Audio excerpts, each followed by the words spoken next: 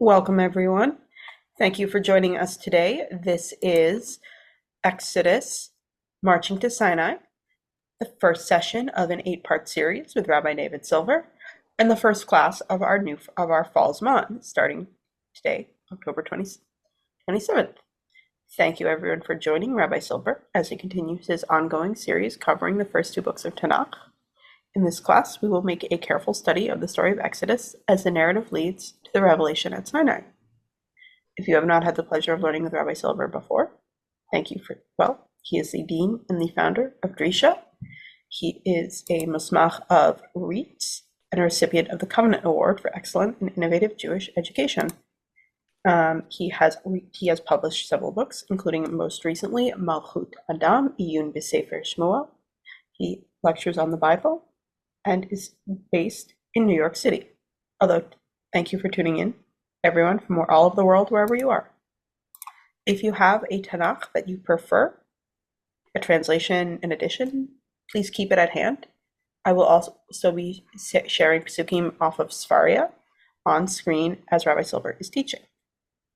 And with that, I want to welcome everyone and hand things over to Rabbi Silber. Thank you very much. Okay, we're going to really be looking at, I would say, the beginning of the desert journey, which takes place in end of chapter 15, chapter 16 of Shemot.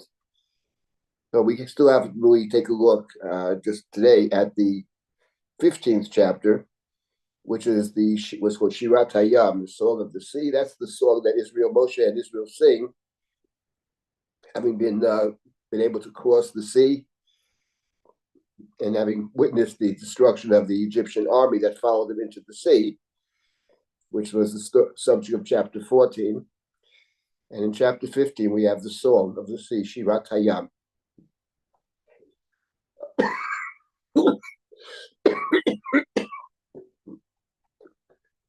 Okay, so let me just say at the outset that the Song of the Sea is probably the most significant song or piece of poetry that we have in the Bible.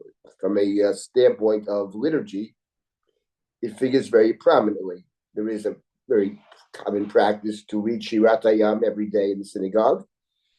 But more than that, the Song of the Sea becomes a text which is the basis for and connected to many other stories within the Bible. And I'll mention that briefly. We're not going to get deeply into that, but we will mention that as well. Let me begin by making the following observation about the Song of the Sea, Shirat Hayam. First of all, it's a song, which is poetry. And actually, if you open up the Torah, even some of the translations, you can see that it's written differently from other parts of the Torah, other parts of the Tanakh. That is to say that when you look at Shirat Hayam, you'll see that there are a lot of spaces between the different parts of the song. There are blank spaces, and that is typical of biblical poetry. We don't have it that often, but is solely a function of the fact that we have poetry. What that means, apart from the fact it calls attention to the fact this is different, this is a piece of poetry in the middle of a narrative. It's also possible that the actual spaces are significant in the sense that what it suggests, among other things, is that when you have a piece of poetry or a song, that the spaces, the blanks, as it were, are actually part of the song. The idea of poetry or song is that there's more than we're reading. There's always something additional. And perhaps the blank spaces point us in that direction as well. We could talk about that for quite a while, but that's a very important point about song, so in devotional song, that it's the silences are actually part of the song. In any event, another function of the song, and one that's important for us from the narrative standpoint, is this. The Song of the Sea, Shirat Hayam, what it does, essentially, is it functions as the culmination of the story and introduces a new story. That is to say, the story that we have been looking at, the story that occupies us over the first 14 chapters of this book, we would call it Yetziat Mitzrayim. It's the Exodus. This is the story of the Exodus. And the last step of the Exodus, of course, we walk out of Egypt, but even after we walk out of Egypt, we are pursued by the army with Pharaoh's chariots, horsemen, sus v'rochbo, which typifies Egypt. The chariot is the symbol of Egypt. We've seen that in the story of Joseph. We see it over here as well. The destruction of Pharaoh and his army marks, in a sense, the end of this part of the Exodus story. In fact, we all remember, no doubt, that when we stood at the sea and we looked behind us and saw the Egyptian army approaching, in front of us is the sea, no place to go. And the people turned to Moshe and they complained. They said, "What? Aren't there enough graves in Egypt? It took us to die in the desert. What did you do? We told you, leave us alone. We'd rather serve the Egyptians in Mitzrayim than die here." And Moshe says to them, "Don't worry. Don't worry," says Moshe. You have seen Mitzrayim today. You will not see them again. Kasher ritem et Mitzrayim hayom, lo tosifun l'rotam od ad olam. We've seen them today. You won't see them again. That was the verse that we saw back in the book of chapter 14. Just to tell you where that verse is, that's in chapter 14, verse number 13. Chapter 14, verse 13. You can find it in your Tanakh, in your Chumashim.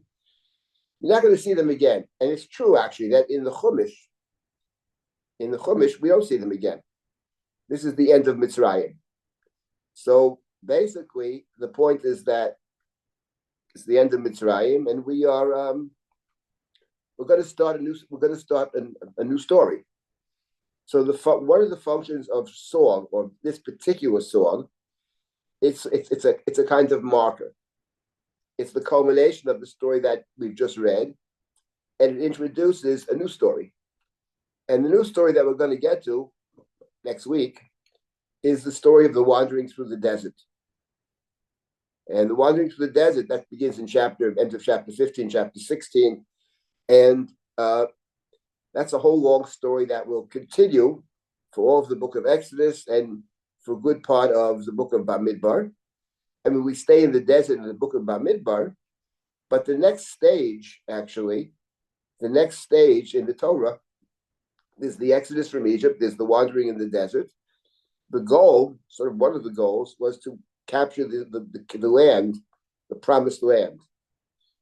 And even though the capture of the promised land, the conquest of the land, is the subject of the book of Yoshua, that's the first book after the Torah, the book that we started reading on Simchat Torah, the Haftorah of Simchat Torah is the first chapter of Yoshua, the death of Moses and the charge to Yoshua to capture the land, Chazak ve'matz. But as we have discussed, in those who have studied with me, certainly we discussed this several different times, different places. The beginnings of the conquest of the land actually takes place in the Torah. Even though in the Torah we don't cross the Jordan River, but we do begin to capture the land in the book of Bamidbar in the Torah, and that's the story of Sichon and Og. That's the war that Israel wages against Sichon and Og, chapter 21 of Bamidbar. And that's a very important battle because that's actually when Israel begins to capture Canaanite land. Sichon is the king of the Amori, one of the Canaanite nations. And even though Israel hasn't crossed the Jordan, but the Amori have land on the other side of the Jordan because they defeated the Moabites. So when they defeated the Moabites, it's in a sense Canaanite land on the other side of the Jordan River.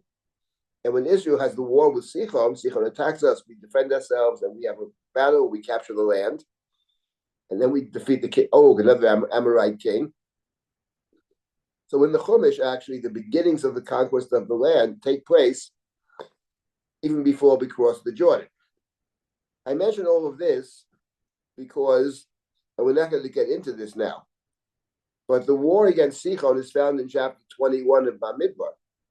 But just before we have the war against Sichon, we have another song. a little short song, Oz Yashir B'nai Yisrael. We have in chapter 21 another song.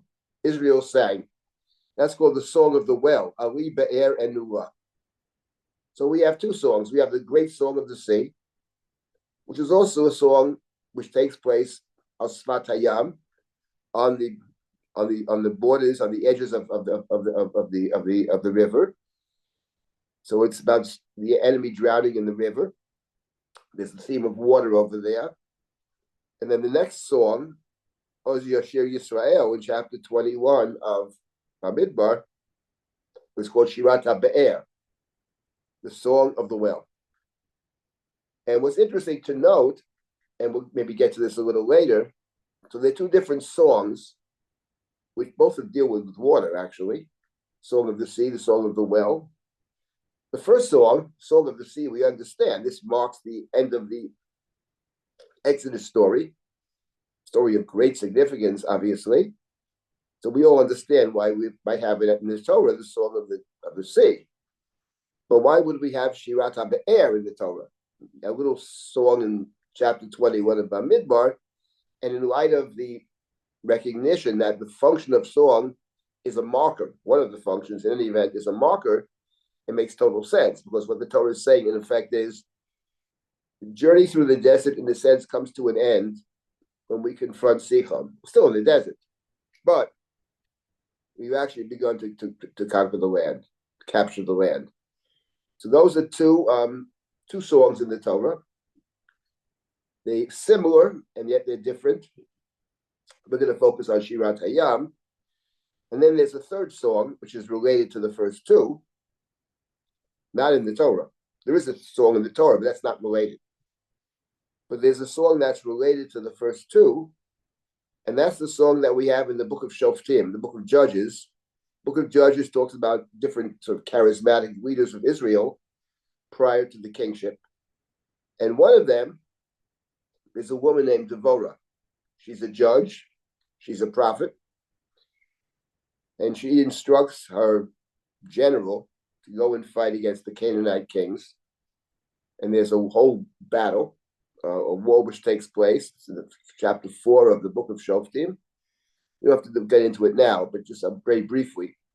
And after the victory against Sisera, the king of Canaan, Yavin Melech Canaan, Sisera's general, and the other kings of Canaan, in the book of Judges, in chapter 5, we have Shirat Devorah. We have the song of Devorah. And when you're studying the book of Judges, you, of course, ask yourself the question, why does Devorah get a song? There's no song after other victories in the book of Shoftim. Gideon wins a great battle, there's no song. Yiftach wins a battle, there's no song. Shimshon, in a sense, wins battles, there's no song. There are other victories, but only Devorah gets a song. What is that about? The Song of Devorah. And of course, the answer is clear, which is that the story of Devorah is different in kind from all the other stories in the book of Shoftim. Because the story of Devorah is not just about a successful war, but the story of Devorah is about a war against the kings of Canaan. The story of Devorah is about actually the conquest of the land of Canaan. After Devorah and the victory, Israel has captured the land of Canaan with one exception, which is Jerusalem. Jerusalem is captured by King David, but outside of Jerusalem, the conquest is complete. So there are three songs that are linked together: the Song of the Sea, the Song of the Well, and the Song of Devorah. And we're not going to do this now. This is by way of introduction.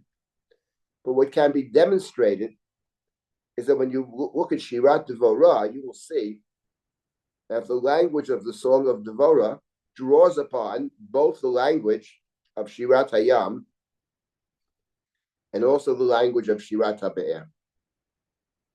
So those three songs are actually linked together.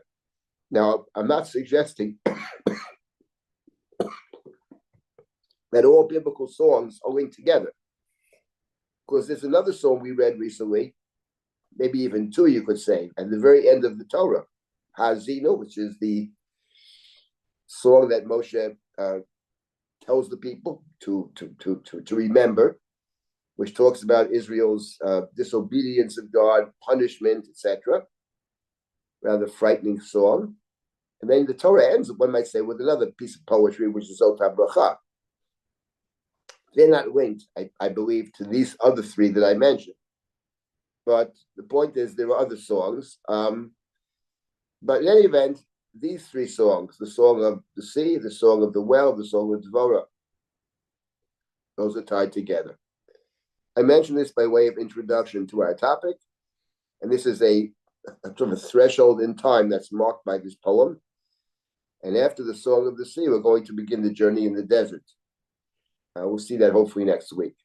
Okay, let me just I'm not going to go through every verse in Shirat Hayam, but I will make several points about Shirat Hayam, and I welcome your comments or questions.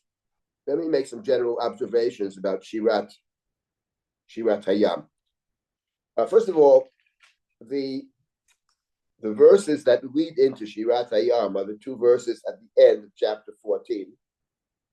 The last two verses of chapter 14, Vayosha Hashem, Vayom Ahu et Yisrael miyad Mitzrayim, Vayar Yisrael et Mitzrayim meit al Svat Hayam, Vayar Yisrael et Hayod Hagdolah asher asa Hashem b'Mitzrayim, Vayivu am et Hashem, Vayaminu b'Hashem u'v'Moshe Abdo.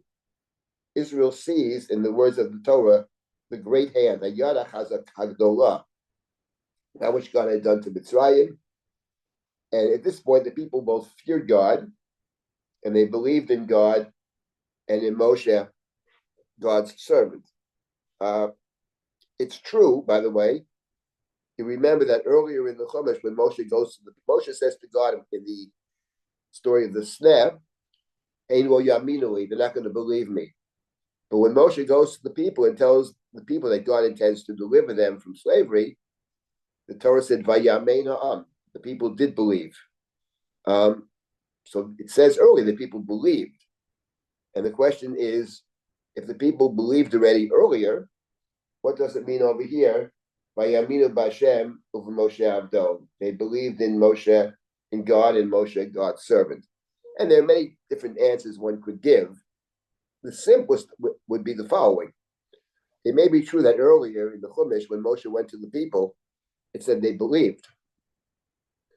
But that was before this incident at the sea. Because remember, when we're standing by the sea, the people say to Moshe, "Why did you take us out of Egypt?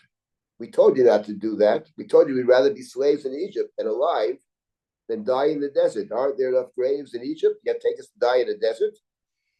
So it may be true that earlier the people, we are told, had faith, believed, etc. But those things can change. And when Israel sees themselves at the sea, no place to go, with the Egyptian army pursuing them from behind, they sort of lost their faith. They presumed at that point that we're stuck. There's no place to go. We can't go forward. We can't go backwards. And then Moshe has to say to them, God says, "No, go forward." And we have the miraculous splitting of the sea, etc. So here it becomes necessary to reaffirm, after the people witness this great deliverance of God, Hayad Hagdolah, at this point they actually are in awe of God, fear or awe.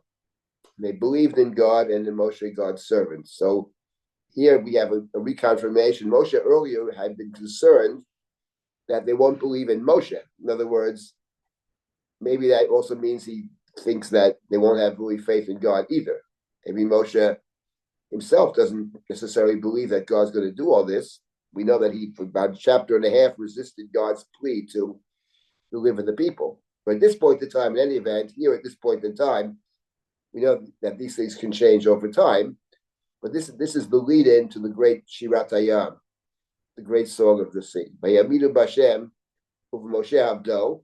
And the song begins, just to read the beginning of the song, Oz Yoshir Moshe u'v'nei Yisrael et hashira hazot. That's how the first verse of chapter 15, Oz Yoshir Moshe u'v'nei Yisrael et hashira hazot Hashem, vayamru emar, Hashiru Hashem ki ga'o ga'a, sus v'rochvo v'ma vayam. The word shir appears 3 times, song or poem or both. And the important point over here is that the ones singing the song are both Moshe and Bnei Yisrael. they're together. How this works exactly, there's a question in the Gemara, a question in the commentaries. Does Moshe say something, they repeat it? Is there a phrase they keep repeating? Moshe says different things, the different possibilities about how the song was actually sung.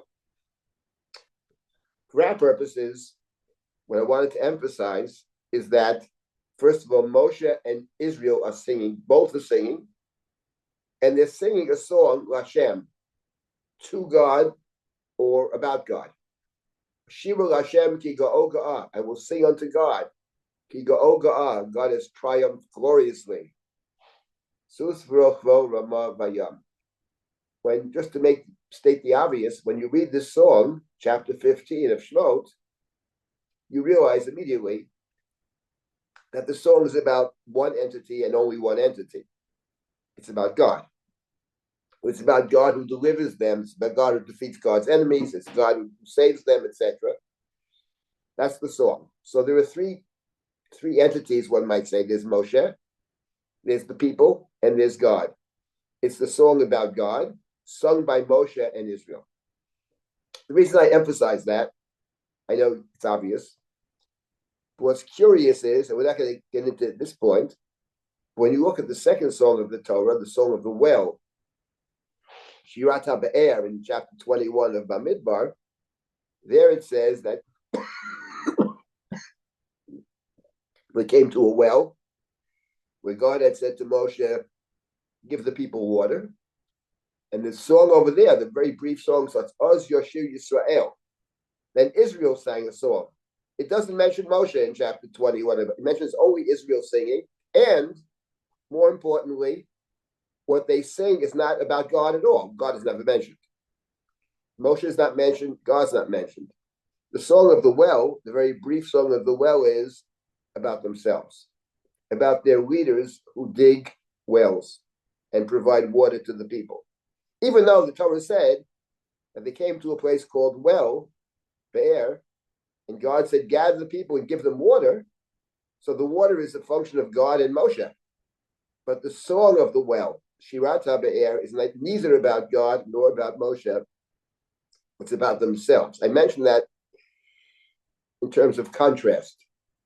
Here we have a song that's completely about God. We are witnesses to God's deliverance. That's the idea of the song of the sea. And just to make a point that we will encounter many times in our study, is that from one perspective, one might say that's wonderful, that people are grateful to God and understand God's deliverance and all of that. And, that was one of the purposes, as we saw, Yetziat Mitzrayim, we should know that God delivered us. That's all good. On the other hand, where do we have the people seeing themselves as part of this deliverance? We are witnesses to God's grandeur and God's might, but there's no sense we actually do anything. As opposed to Shirat HaBe'er, God's not mentioned at all, either is Moshe, and the people sing about themselves. And the point I wanted to make, which I think is a very important point about the Chumash, is that the difference between the song of the sea and the song of the well is that the song of the sea is sung by the slaves who leave Egypt. They were slaves. There's no sense of self. That's what it means to be a slave. The song of the well, which is chapter 21 of Midbar, is sung by their children. The leaders, the people who left Egypt, die in Bamidbar, chapter 20. Chapter 21 is a new generation. They were never in Egypt. They never want to go back to Egypt. They were never there. So they have a different issue. They grew up free people. They want to possess the land, and they feel that they can do it themselves. Maybe they don't need God's help. Their complaint is always, what are we waiting for? Let's capture the land. So each song reflects something about the particular people that is singing it. And this is the song that's sung by the slaves. This is the song that's sung by those who were in Mitzrayim. That's a very important point. We should remember this always. Having said all that, Shirat Hayam is the great song of the Jewish people. Let me just say before we continue, two points. Let me just read a couple more verses. So the verse number 2. Oziv Zimrot Yah Vahili Lishua. Ze'eli v'yanvehu Elohei avi v'aro mimenu. So here, the first verse says, we will sing unto God. Sus v'rochvo Ramah v'yam, who cast the horse and rider into the yam, into the sea. The second verse is, Oziv is imrat yoah, the Lord is my strength, my might. Vahili Lishua, God brought about deliverance. Ze'eli v'yanvehu, this is my God.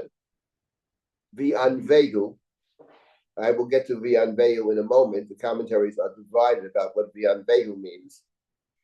Translation you have is, I will enshrine him, which is certainly a possibility. We'll discuss that in a minute. Elohei avi v'aro mimenu, the God of my ancestors, my father, I will exalt God. So here, I have a couple of observations about this verse. This is the second verse of the. Let me make an observation about verse number 1 and a second observation about verse number 2. The observation about verse number 1 I made when we studied Breshit. I'll repeat it because I like the observation very much. And that is, we remember that in chapter 49 of the previous book, Yaakov blesses his children. He blesses his children. Each child is blessed in some way. No child is left out. Sometimes there's a critique. Nobody is ignored. In the middle of that chapter 49, we have a very strange 3 words where Yaakov says, Lishuatcha kiviti Hashem, God, I await your deliverance. Lishuatcha kiviti Hashem. And we discussed the various commentaries trying to figure out what is that referring to. It's a puzzle. So I made a suggestion about what Lishuatcha kiviti Hashem means. The previous verse, you remember in chapter 49, when Moshe blesses his children, the son that he's blessing, just before he says Lishuatcha kiviti Hashem, is the tribe of is Dan, his son Dan. Dan Yadina Mo'ok Yachad Shiftei. Dan will judge or revenge his people as one of the leading tribes. Dan is a snake along the path. Dan Nachash Alei Derech Shififon Alei Orach. Hanoshechik Veis, who bites the heel of the horse. Vayipol Rochvo Achar. And the rider falls off. And the next verse is Lishuatcha kiviti Hashem. Great puzzle. So there are a whole range of different possibilities. Here's what I suggested. I suggested the following, that actually, Dan, when Yaakov is blessing his children, he says, let me tell you what's going to happen at the end of days. He doesn't mean the very end of days. It means later in time. Acharit Hayamim in the Bible doesn't mean the end of days necessarily, but much later. He's talking about his son Dan, who will deliver the people, be a leading warrior. And he describes Dan as the snake along the path that bites the horse and the rider falls off. And then, I suggest, Yaakov says, Lishuatcha kiviti Hashem. What Yaakov's saying is, it's very nice to talk about what's going to be much later in time. But Yaakov, unlike his children, understands we already need deliverance because they're in the land of Egypt, which Yaakov doesn't, very, very concerned about being in Mitzrayim. He turns to God and says, it's very nice that Dan will bring about deliverance someday. But Yaakov no doubt remembers the covenantal blessing. God spoke to Abraham about the 3 generations of suffering, the 4th generation of deliverance. And God said to Abraham, the nation that oppresses them, I will judge. I will be done. So Yaakov, in mentioning Dan Yadina Mo, that Dan will avenge his people, Yaakov suddenly remembers, what about God's promise? Yadin, that God will be done. And we are in exile, Yaakov knows. Yaakov understands that Mitzrayim is exile. His children don't understand it, but Yaakov understands it. So Yaakov prays to God and says, God, we need your deliverance. We need your deliverance. And actually, in Shirat Hayam, it's exactly what it says, right? Ashir Hashem ki ga'o ga'a, God threw the rider and the horse and ride, chariot and rider into the sea, right? That's what Dan does. And the very next verse number 2, Aziv is Imrat Yah, it's exactly a fulfillment of Jacob's prayer. That was the suggestion that I made. I repeat it now. I like the suggestion very much. And I think it actually is a good interpretation. So the Shirat Hayam is, in a sense, a fulfillment of Jacob's prayer for God's deliverance, God's salvation. That's point number 1. But point number 2 comes back to the second verse. What is the meaning of Ze'eli v'anvegu? What does v'anvegu mean? So here we have a debate between the commentaries, and there are 2 main positions. The Rashbam, quoting a biblical verse, suggests that v'anvegu is related to beautify, make something novet, make something beautiful. This is my God, and I will beautify God, which the Rashbam says maybe means to praise God. I will praise God in a way that presents God as very beautiful, and parallel to Elohei Aviv Arom Emmanuel. That's one possibility. The second possibility, which the Ibn Ezra likes, and it's, I think, reflected in the chariot in the translation that you have, to enshrine, a navet is a house. This is my God, the anveil, I will find a house. I'll find a place for God.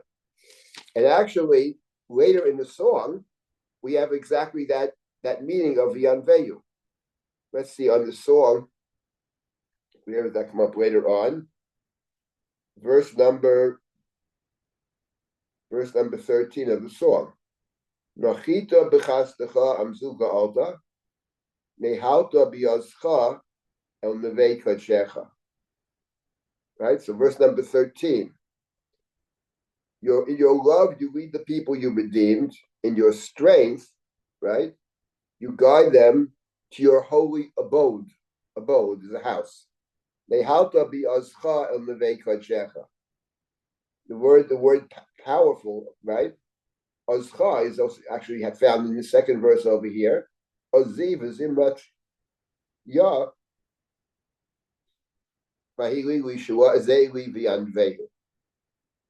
Now, what's interesting is that when you think about the Song of the Sea, and this is actually, I think, a very important point about the song.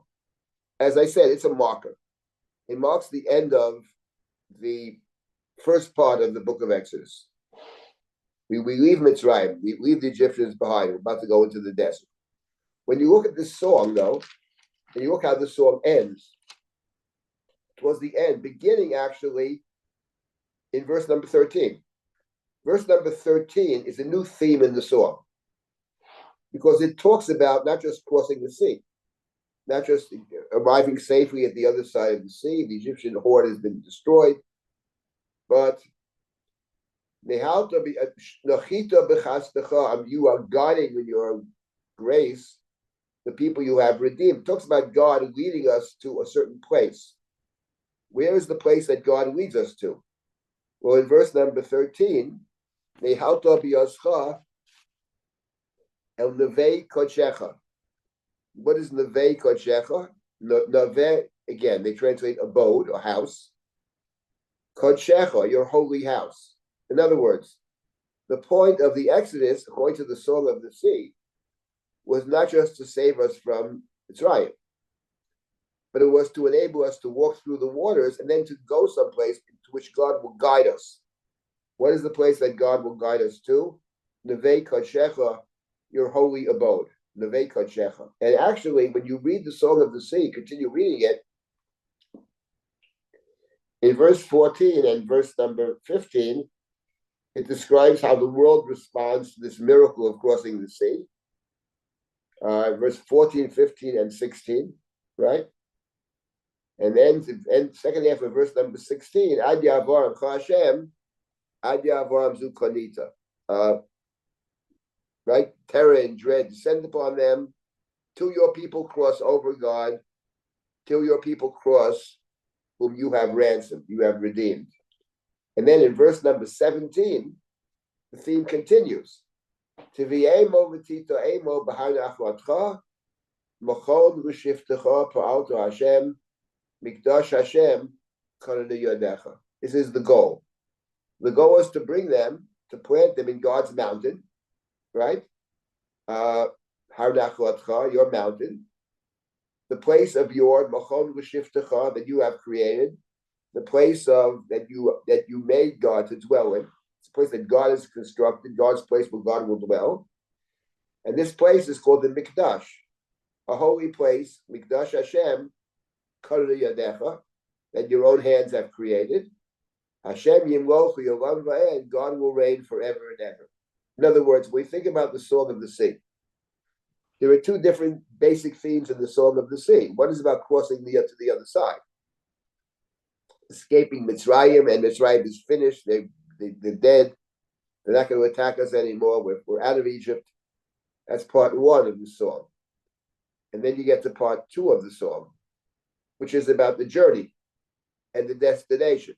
The destination is, in the words of the song, Mikdash Hashem. It's the holy habitation of God. It's the holy abode. It's the holy house. The reason I emphasize that is that I mentioned that the Song of the Sea sort of breaks up the text. It's a completion of part one of the book of Exodus. But there's a part two to the book of Exodus. And the part two of the book of Exodus begins at chapter 16, and it ends at chapter 40, which is the last chapter of the book. The last 12 of the last 14 or 15 chapters of the book are about constructing a sacred place where God will dwell and we can serve God. In the words of the Torah, in chapter 25, V'yasu li mikdash v'shochanti b'tocham. They should establish for me a mikdash, a holy place, and I will dwell amongst them. So it turns out, it would appear, if one simply reads the Chumash in the order that it's written, which I think makes a lot of sense, that actually part one of Exodus and part two of Exodus end exactly the same way. Part one of Exodus is about the promise to arrive at God's house, God's abode, Nevei Kodshecha, right? And part two of Exodus, which is the end of the book, is the Asuli Mikdash, is the construction of God's sacred space. One of the differences is that here in the Song of the Sea, it speaks about the house which your hands have established. Mikdash Hashem Korenu Yodecha. When you get to the end of the book, it's true that God gives all the instructions about building the house, but the house is not built by God in the sense that the actual work is not done by God. The house is built by the people, starting with Bezalel, his helpers, the volunteers, etc. But this is actually very interesting to see the end of part one and the end of part two as two parallel stories. And I would just add, you might say, why even bother? But I will add that this parallel reconfirms that what the Ramban says is true. The Ramban against Rashi said the Torah is written in order. For Rashi, the goal was to stand at Mount Sinai and to receive the Torah. That's chapter 20, chapter 21, 2, 3, chapter 24. But the book is 40 chapters. The story of the golden calf, the instructions to build the Mishkan, the golden calf, the building of the Mishkan. Those are the last 16 chapters of the book, actually. So Rashi says the book's out of order. The golden calf story is out of order. The instructions to build the Mishkan were only given after the golden calf. People needed some tangible way to connect to God. That's Rashi. The Ramban rejects that completely for more than one reason. The simplest reason is that's not the way the Torah is written. That's not the order of the Chumash.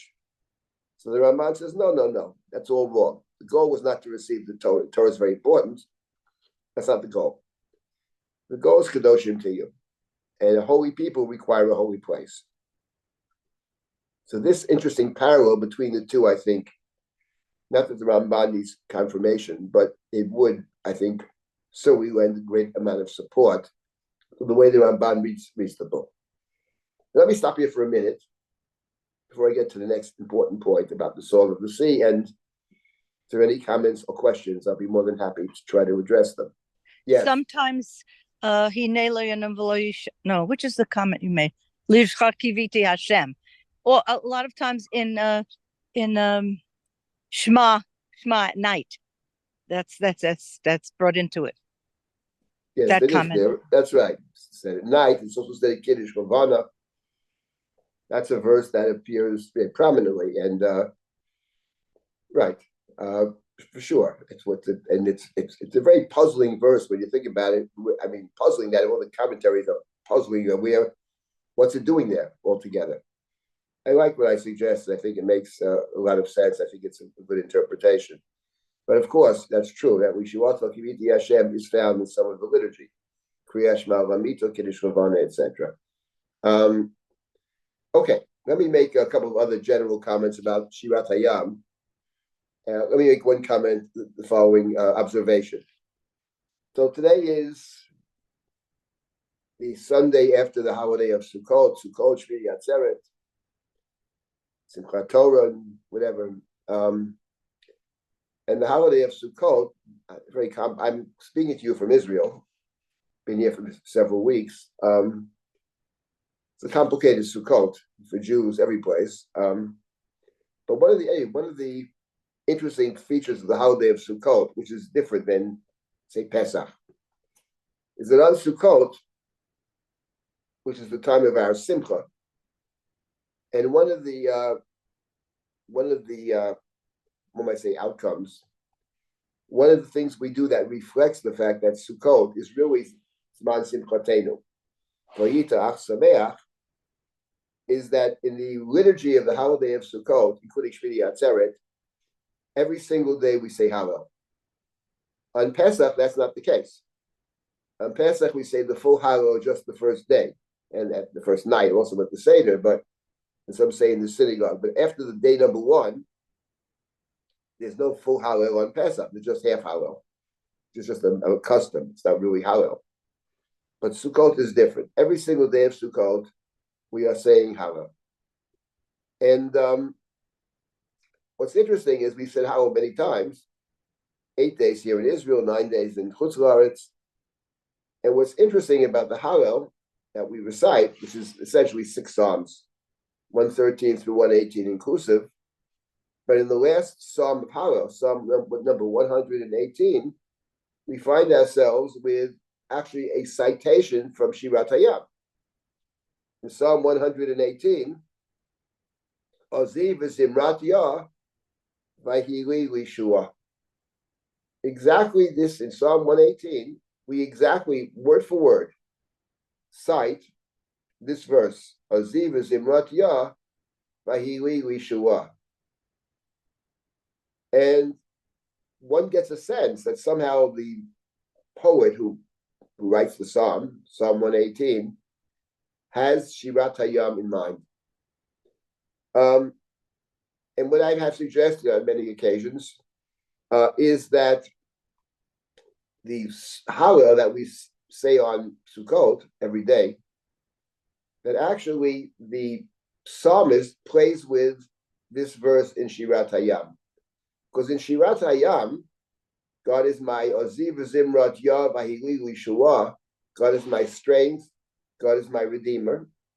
But the second half of verse number 2, Zeh Eli V'Yanveu, Elohei Aviv Arom Mimenu, this is my God, V'Yanveu, I will find a place for God, a house for God.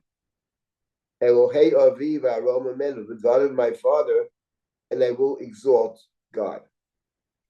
The claim that I made about the Hallel, that we say every day, is that the poet, the composer of Psalm 118, the last psalm that we say is part of the Hallel, that what the poet is saying is, yes, this is, God has brought about my redemption, but what about the second half of the verse?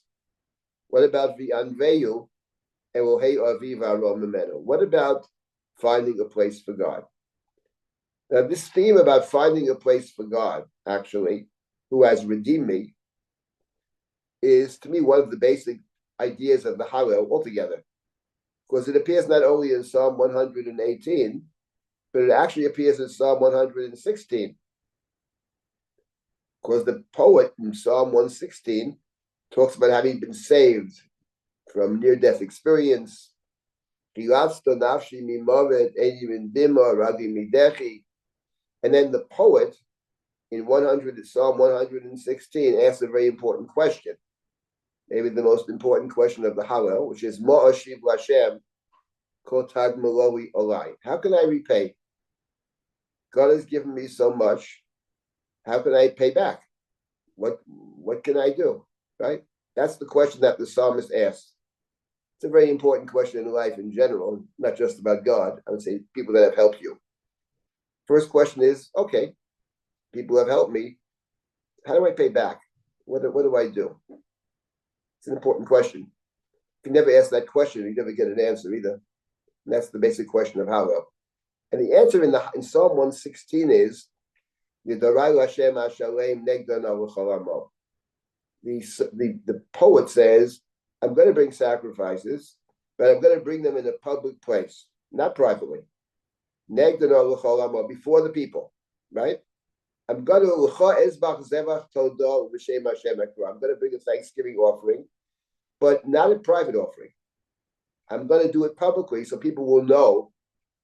They'll hear my expression of gratitude. And in Psalm 116, and we read every day in Sukkot, where is that place? Where is the holy place? In the courtyards of God, in Jerusalem, which is the place of the temple. So the psalmist says, you know what I'm going to do? I've been redeemed. I want to thank God publicly. So I'll go to the great public place of where people serve God, which is the temple, which is in Jerusalem. That's what the psalmist says in Psalm 116. But in Psalm 118, where the psalmist asks the same question, but in Psalm 118, the poet has a different answer. For whatever reason, the poet doesn't know where God's place is. But where is God's place? And then the poet says, let me set out on a journey to find God's place. Because the second half of the verse was, this is God, I will build for God a house, an abode. And there, in that house, I will exalt God. In other words, one might say that the idea of Hallel, the idea of Sukkot, the idea of Hallel, is that it's not enough to thank God privately, but that we have to thank God publicly. That's the idea of Hallel. Hallel is not just a private prayer. It can be said privately, but it's much better said publicly because there's a give and take. The Chazan says, Hodu Hashem ki tov. People answer, Hodu Hashem ki tov. Or Hashem Moshiach, there's a response. Like Shirat Hayam, there's a response. There's a give and take. So in the Psalm 118, the last chapter of the Hallel, the poet sets out to find God's place. And what the poet hears, Ozi v'zimrat yovahi lishua, is actually, the poet describes, the fact that he's been redeemed. Mina metza karatiyah, right? I called to God from the narrow places. And then the psalmist says, Kol rina v'yishua b'yolei tzadikim. Yimin Hashem osechayo. Yimin Hashem romeima. Yimin Hashem osechayo. This poet hears, actually. He hears cries of rina v'yishua. He hears cries of rejoicing and cries of salvation in the tents of the righteous. And what are they saying there? They're saying, Yimin Hashem romeima. Yimin Hashem osechayo. Yimin Hashem romeima. Yimin Hashem osechayo. 3 times they are singing in this place. He hears sounds. They are saying the right hand of God is valorous. The right hand of God is to be exalted. The right hand of God is valorous. 3 times they mentioned Yimin Hashem. The only other place in the Bible, I think, where you have Yimin Hashem mentioned 3 times is in Shirat Hayam. Yimin Hashem Romemo, you have over here, right? You have 3 times in the Song of the Sea, Shirat Hayam, it speaks about God's right hand is bringing about deliverance. Let's just find those verses. Let's see, 3 times. You have it in verse number 6. Yimincha Hashem nedari bakoach. Yimincha Hashem tiratzo yev. You have it twice in verse number 6. And then you have it again one other place. It's here somewhere. Let's see if I can find it. You have it in verse, I think it's verse 12. Rabbi Silber, if you Verse give me the 12. book, I can try and pull it up. Yeah, it's verse 12. Chapter 15, verse 6 and verse 12. Natito yimincha tivla emo aretz. So the point is you have another reference to Shirat Hayam.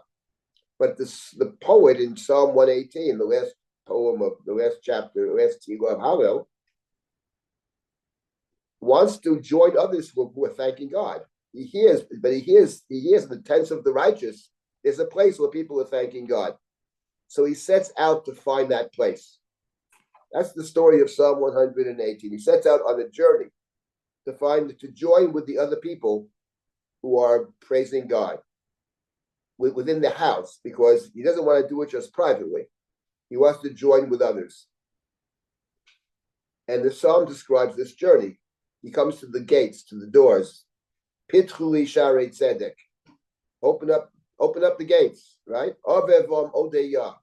Right? I want to thank God. Avevom odeya. I want to fulfill the second half of this verse, which is Elohei Aviva Romamenu. And he travels, and at one point, towards the end of this psalm, he says, Ana Hashem, Moshiana, Ana Hashem, please God, he says, please deliver me. And then, at the end of Psalm 118, somebody actually greets him. Baruch haba b'shem Hashem, berachnuchem mi-beit Hashem. Right? Baruch haba b'shem Hashem. If you scroll back a little, you'll right there. That's it. Baruch haba b'shem Hashem. Someone greets him. There's a greeter at the door. Someone says, you've come where? You've come to God's house. You've come to God's house. You've arrived. He said, open the gates and you found God's house. With the tzaddikim are talking about the God who delivers. And in fact, if you look at the next verse, the greeter says to them, look, you've come just in time. El Hashem vayar lanu. We're about to bring a sacrifice. We're about to Isruchag Bavoti Matkanot HaMizbeach. You've come at the right time. Here we are bringing a sacrifice, perhaps of thanksgiving, to the God who gives us light. And then the pilgrim, the wanderer, who has found the house, the Olei Tzadikim, says, Eli Atov Yodeka, Elohai Varomemeka, the next verse. Eli Atov Yodeka, you got to scroll down to the next verse, that right there. God, you are my God, I will, Odeka, I'll praise you or thank you. Elohai Varomemeka, I will exalt you. It's exactly the second half of the verse in the Song of the Sea.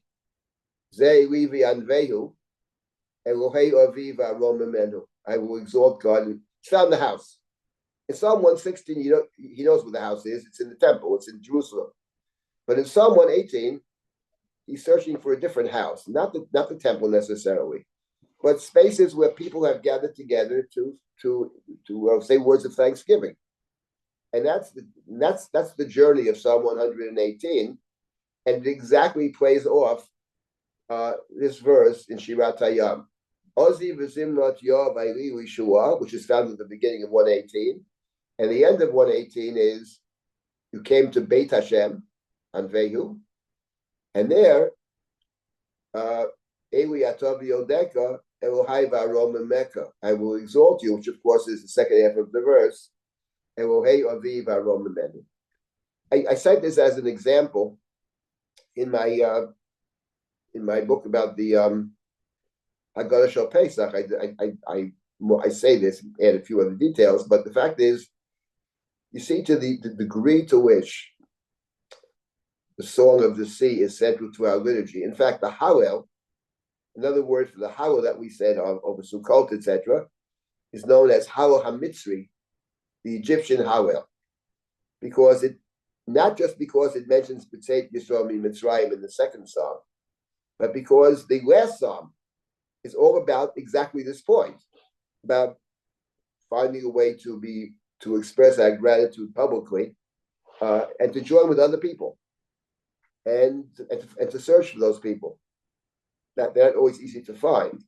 He hears a noise, Korina Vishua V'Yolei Tzadikim, but you got to find them. You got to find where they are, and there he starts the journey. So the story of Hallel is a journey. It's actually a story. It's not just a bunch of psalms thrown together. There actually is a story to the Hallel, and the key point, of course, is Ma'ashiv Hashem Kotag Meloi Olai. Now let me stop here for a moment, and if there are any comments or questions, and then I want to say a few other things about the psalm. Yes, there is a question that came up in chat a couple minutes ago from Ilana Bloomberg, who asked, I just wrote, is Shriha... Typed it wrong. I just wrote, is Shira also always a public act, like as a category? Yeah, it's a very good question. I don't like to say it's always that way, but I think that it's, I think poems and songs are made to be heard. That's what I believe. The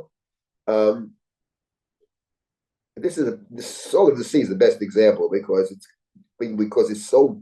I talked about Hallel. There's also a custom to read this song every single day. I mean, in the liturgy, so it's something that, and for example, take for example a song that's completely different, but the song at the end of the Torah of Hazinu, there it's clear.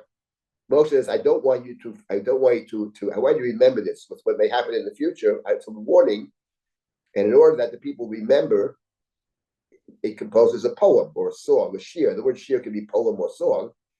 And we all know that it's certainly the case, I'll speak for myself, that we remember songs a lot better than we remember other things. I can tell you that, I don't know how good my memory is anymore, but I was a Balkoreh for many years. And when it comes to reading the Torah, there's certain things that just stick with you.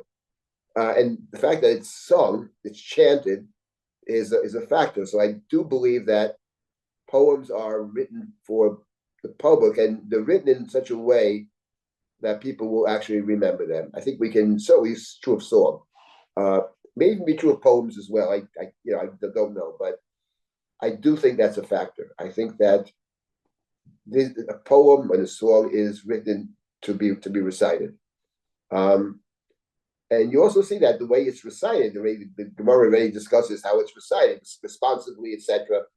The different ways to recite it, but I do believe that is the case. I can't say unequivocally every song is that way, but I think that it's certainly true of Hazinu. That's explicit. But I think these songs as well, the fact that we constantly go back to them, there's something about that. And certainly in the Hallel, that's for sure, that it's about joining up with others. That's the journey, to find the other people who are expressing their gratitude, and to be able to share my story with others. I think that's something which, I think that's actually something that we have in the Psalms. The people who seem to understand this very well that I've encountered in my life are some of these evangelical Christians who want you to hear their story, actually, how they were delivered. I remember sitting on a plane once and sitting next to this, they had a chumash with me. I was reading it, and they got very excited, this couple, hardcore evangelicals. And he got up and said, she says to me, I want to tell you my story. Would you want to hear my story? It wasn't really a question. It was more of a statement. This is my story. And I think that's something to be said for that. She wants to express her gratitude, and she wants to tell someone. And I think that idea we find in several of the Psalms. How do I thank God? I'm going to express my gratitude, and not just in Hallel Psalms, I think other Psalms as well. So it's a good question, but I do believe this as a general proposition. I think often it's about telling others and telling them in a way that they're going to remember it. Because we remember songs and we remember poems a lot better than we remember prose. Does anybody else have any comments or questions? In Dovrevel, they made us memorize all of it. All of it. That is true. I remember as a kid, we had to memorize them. Azinu. Yeah. I don't remember, but there's something to be said. I mean, there's a lot of pushback against memorization. That's a whole other conversation. I personally think memorization within certain bounds is actually not a bad thing. There's something to be said for it. Of course, to memorize things with no understanding of what you're saying, that's another story. But I think the idea of memorizing things has a value to it. Yeah, that is true. That's the source. I remember Tfilat Chana, we had to learn by heart, etc., etc. I mean, again, it's a whole educational question. How these, like everything else, something can have a value if it's expressed in a way that makes sense. If it's expressed in a way that makes no sense, then it doesn't really work very well. Anyway, okay, let me continue now. We have some more time still. A few more minutes. Just want to make a couple of other observations about Shirat Hayam. A lot of this in the past we've discussed this, but let me just make one general observation about Shirat Hayam, which is a very important one, and that is that Shirat Hayam, it's called Shirat Hayam, and the word Yam actually appears 7 times. In fact, the last verse in chapter 15, just before we encounter Miriam, I guess we'll start next week with Miriam and Viyah. But in verse number 19, it sort of sums up what's happened. Kivosus paro b'richbo u'beforashav bayam vayashem Hashem Elohem et mei hayam u'vnei Yisrael huchu b'yabasha b'toch hayam. So the verse number 19 mentions the word yam 3 different times. It appears a total of 7 times. So it's about Shirat Hayam. And one of the points that I've made in the past on various occasions, and I think it's a very important point, is this.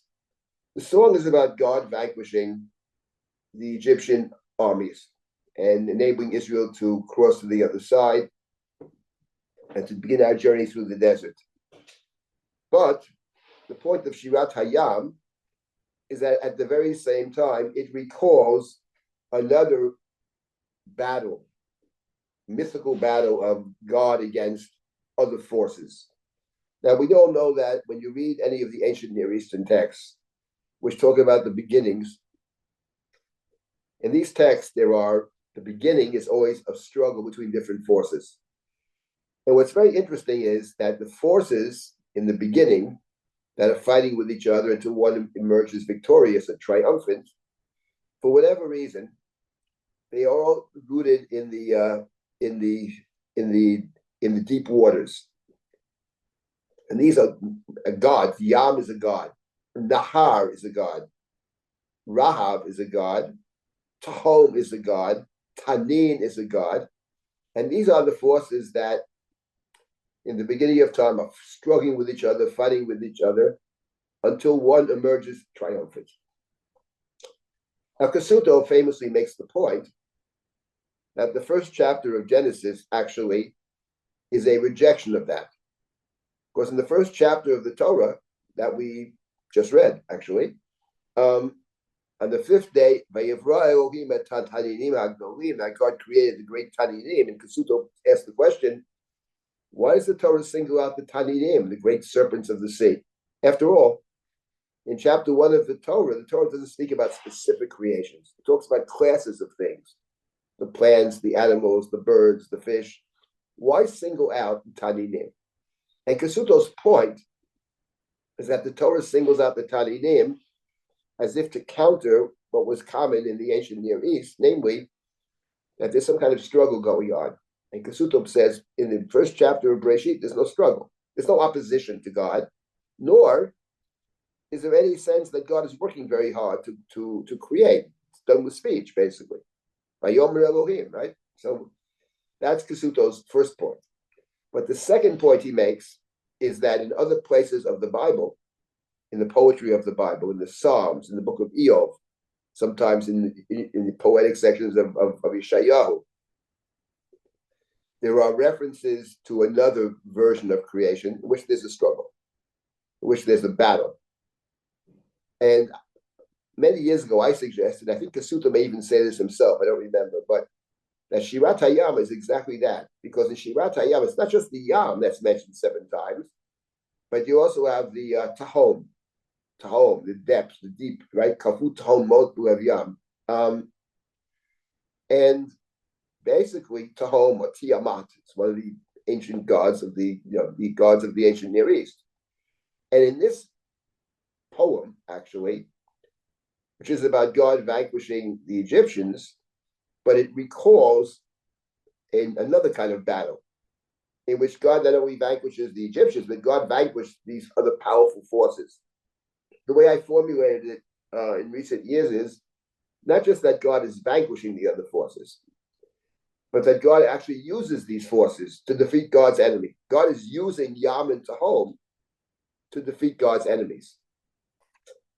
That's the suggestion. And I think that's actually a very important point because it makes the story of, it frames the story of the Exodus in much larger terms. It's not just about defeating Mitzrayim. It's about, in a sense, God's creation. It's about, I would say, perfecting God's creation. In other words, one way to read the book of Exodus, generally speaking, is God created everything. That's chapter 1 of the Torah. But chapter 2 of the Torah is that God created the human being specifically to interface with God. There was a special place called the Garden of Eden, Gan Eden, which is about God's beloved creature. God creates the Adam, the earthling, and places the earthling in God's special place. God walks amongst the garden. And God provides Adam with a partner. That was the goal. That God and God's beloved creation should occupy the same space. What happens is, of course, that doesn't happen. There's the misdeed, there's the nachash, etc. And what happens after that is the banishment from Eden.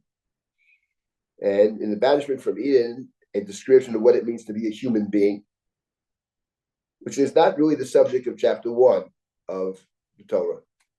The hero of chapter 1 of the Torah is God. Human being is, yes, the most beloved, the most important creature perhaps, but the same day as the animals. On the 6th day, it's not about the humans, it's about God. But the second story, Gan Eden, is about the human being. And there, after the banishment from Eden, begins the search for the alternative, the alternate Eden. And one way to read the book of Exodus, is that the book of Exodus presents Israel as, if we do things right, as representing the purpose the purpose of God's creation.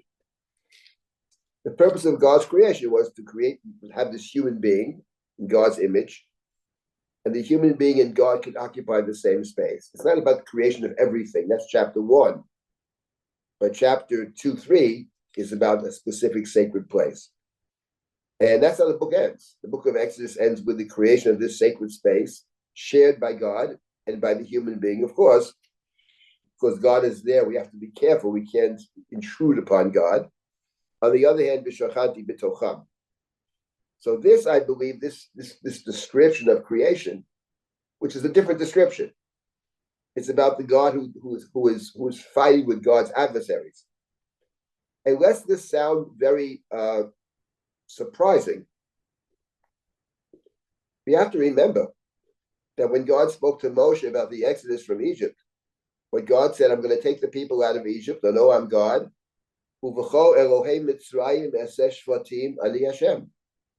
and I will wage wars against the gods of Egypt. And in fact, in the Song of the Sea, what does it say?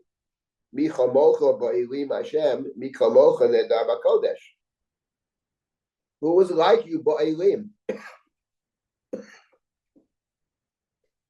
Who was like you amongst the gods? That's what Elim means, the plain meaning of Elim. In other words, it's when Moshe said to Paro, remember back when, I'm going to bring about this last set of plagues, and you will know there's no God like me. There's no one like me. Ein kamoni. Ein kamoni suggests there are others, but they're not like me. I'm more powerful than they are. And that's the story of the Exodus. It's the battle between God and other forces. And God will emerge victorious. And that's reflected in the Song of the Sea. And what I wanted to emphasize is that this book, which is a kind of alternative to the creation narrative in the beginning of Bereshit, and that's how the book begins. Book begins with, and God saw that Moshe is born, right? Batera Kitovu, he's placed in an ark. It begins with creation. The Mishkan is built on the creation narratives of Genesis. It begins and ends with creation. And this is a fulfillment of God's initial idea of creating a world in which the human being can serve God. This is how Israel is presented in the book of Exodus. It's not a closed club, others can join, but this is the idea, which doesn't contradict the idea that God is still God of all. That's the first chapter of Genesis. But I don't believe that the Torah sees a contradiction between the second creation narrative and the first. God creates the first, and God creates the second story.